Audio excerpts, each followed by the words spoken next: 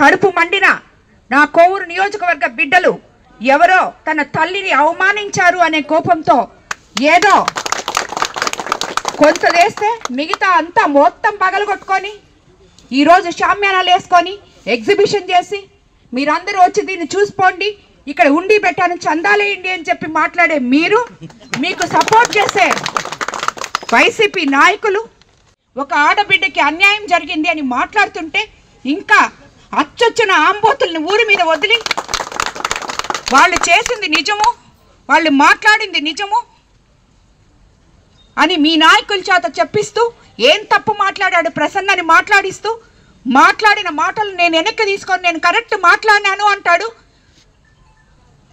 మనుషులు మాట్లాడే మాటలకైతే నేను బాధపడతా, పశువులు మాట్లాడే మాటలకి నేను ఏ రోజు భయపడను.